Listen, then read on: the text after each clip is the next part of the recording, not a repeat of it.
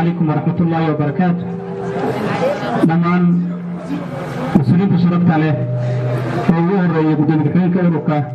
مدن الظاهر عالي يا دمان ورد برشلونة قيبالك الدول سيده يوينكا دليرada علمودينكا iyo dalada naftahooriyaasha iyo dhammaan mas'uuliyiinta duwan sidoo kalena waxaan aad u salaamahayaa dalada ururada dhalinyarada deegaanka Soomaalida oo martii ay nala joogaan kana soo qayb galeen xalfadda sanad guurada dhalinyarada OYSU runtii aad baan ugu mahadcelinayaa dhammaantood sida wanaagsan qiimaha badan ay uga soo qayb galeen annagoo ka mid ah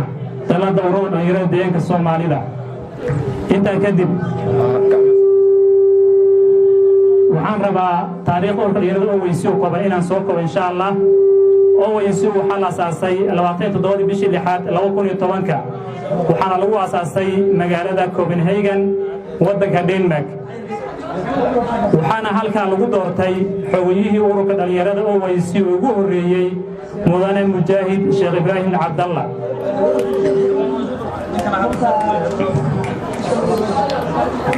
ururkan wuxuu mideeyay ururo badan oo ay lahaayeen dhalinyarada roogadeeya ee dhammaan qaarada kolonala ururadaasi waxay kala lahaayeen OYN Ogaden Youth Network oo North America Soya Somali Ogaden Youth Association South Africa OYF Ogaden Youth Forum oo Pacific OYU Ogaden Youth Union oo Qatar iyo OSF Ogaden Student Forum oo UK iyo OYL Ogaden Youth League oo isla Yurub dhammaantood ururada ayaa ku midoobay waxayna qaateen magacan ururka dhalinyarada OYSU Ogaden Youth and Student Union xogihiisana wuxuu noqday Mujaahid Sheekh Cabdalla wuxuuna hogaaminayay muddo 3 sano shaqo badan ayay qabteen ururka iyo hawlo kala duwan runtii waxaa sharaf inaan maanta ka xuso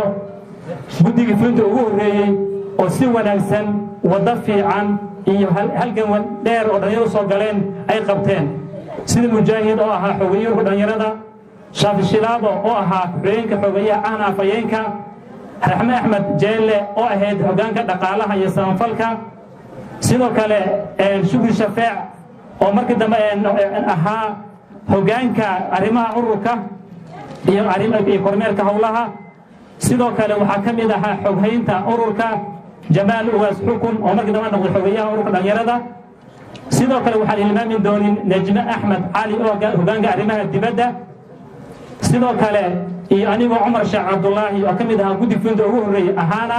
hogaanka abaabulka iyo warfaafinta runtii guddiga fulinta ugu horeeyay ayuu ahaa taana waxay noo tahay sharaf iyo karaamo iyo cizi aan ku soo hogaaminay ururka dhalinyarada 3 sano ugu horeeyay inaan xusana muhiimada ay tahay shirweynihii labaad ee ururka waxaa lagu qabtay waddanka Mareykanka magaalada San Diego bishii May 22 waxaana ku tartamay shirka asaga laba musharax Mujaahid Sheekh Cabdalla iyo Cabdicasiis runtii hogaankii waxaa qabtay mudane Mujaahid ay ku guuleystay xilka asaga inta kadib waxaa halkaasi mar kale loo doortay Mujaahid Sheekh Cabdalla inuu noqdo xogeeyaha ururka dhalinyarada OYSU muddo 3 sano 24 Oktoobar 2013 mudane Mujaahid xilkii xogeynimo iska casilay waxaana 7 bishii November 2013 xilkii xogeynimo lagu wareejiyay xigeenkiisii mudane Jamaal Uwaas Xukun oo xilka muddo 3 sano hayay wuxuu ururkaas uu ka qabsoomay shirkii saddexaad waddanka Germany magaalada Frankfurt 29 December 2016 waxaana loo codeeyay xilka xogeynimo inuu noqdo xogeeyaha OYSU mudane Shaafi Sheekh Cabdi Shaafi Shilaabo muddo xiriir dhan 2 sano taariikhdu markay ahayd 3 September 2019 waxaa ka qabsoomay shirweynihii afraad ee ururka oo lagu qabtay caasimadda Jigjiga ee dowladda Soomaalida goobtaas ay ku tartamahayeen laba musharax sidoo kale ahaa Umar Sheekh Cabdullaahi iyo Faysal Ibraahim waxaa loo doortay xilka xogeynimo inuu noqdo Umar Sheekh Cabdullaahi Umar Sooya intaas afarta qof waxay ahaayeen oo xilka soo kala qabtay xogeyaashii ururka OYSU OWYSU maxay qabatay waxqabadkii ururka ee muddo 12 sano oo soo koobayno ugu muhiimsan kow abaabulka iyo wacyigelinta dhalinyarada Ogaadenya ku kala sugan daafaha caalamka wuxuu qabtay shirar heer caalami ah heer qaaradeed iyo mid sanadlaha wuxuu sameeyay riwaayado tiro iyo tayo leh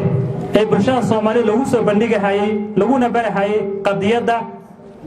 iyo halgankaba sidoo kale wuxuu sameeyay riwaayadaha kamid ah xasuuqii shacabka ee xisaaba ka dambeyn aan habe hooyo miyaan oran karaa ilmahayga هالقدامة قميسي هالجماعة وحما يشوا حقي الشعب كادلاعي برامجنا فنك أي قبتين كوها فنك كان ياسدا سيفتي حرمضان ويسيتا فرنتهاي كالجوركي ويه وعادي جرو يروى إذا عدو فربضان نورث أمريكا وحقبة الرواية قيمة بدن أو كو عبير هايين دولك هو يدبات هذا يتعديد لوجه سنة الشعب الصومالي وعادية سيدو كله وحكم إذا حكوحيه aan si wanaagsan oo qiimo badan u soo bandhigi jiray xubnihii ku nool xiriyaha qaxootiga sida kooxda waran oo dhigtay riwaayadii aad u qiimo badan galgalin igara lehada riwaayadaas oo ahayd galgalin godla galama leh kooxdii kacaana ay riwaayada ayadana xiriyaha qaxootiga waxay dhigeen wala gibirkan baada ah geeri ayaan ka xigaa oo ay riwaayad aad u qiimo badan ahayd sidoo kale waxay ahayd meesha aan ka marnayn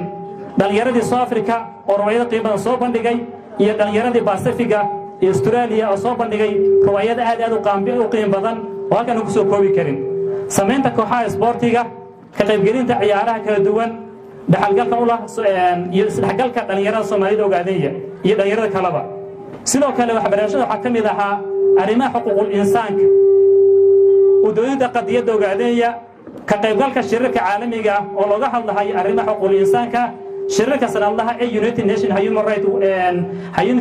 سيدو كلا United Nations قيبتها Human Rights Council وكقب صومي جنيفا سويسرلاند كنت يقول يوم يسوق كقيب قالي قيبين اللي بيحلو كلها ونكحل قضية Ogaadenya وكسب بندقة halkaas uu ururku dhowr sano oo kala duwan oo ka hadlay casuumaad wuxuu ka helay casuumaad sidoo kale ka qayb galay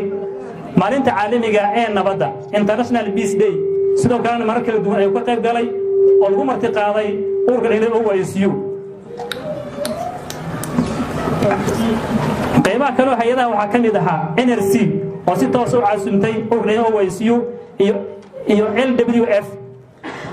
كلهم أي جدبين عريمة حقوق الإنسان سيدو كانوا حكمين وحيال حقوق الإنسان كأي جدبين كله OWYSU كله دول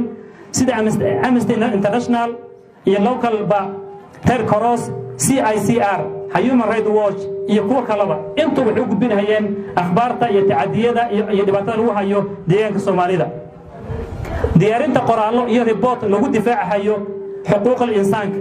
شعب الصومالي دا وقاعدية لو نشرحها هيين xadgudubiyada iyo dhibaatooyinka gumeystiga u gaarsiiyay shacabka Soomaaliyeed diyaarinta mudaharaadyo arrimaha xuquuqul insaanka laguna soo bandhigayay ka qaybgalka dhibaatada lagu hay shacabka Soomaaliyeed iyo gumeystiga oo u geystay dhibaatooyin fara badan loona soo horjeedinayo khaasatan aan ku soo jiidanay khaasatan qoriyaha Oromada iyo qowmiyadaha kaleba soo saarka iyo suuqgeynta filimada looga hadlayo tacadiyada iyo dhibaatada shacabka Soomaaliyeed Ogaadenya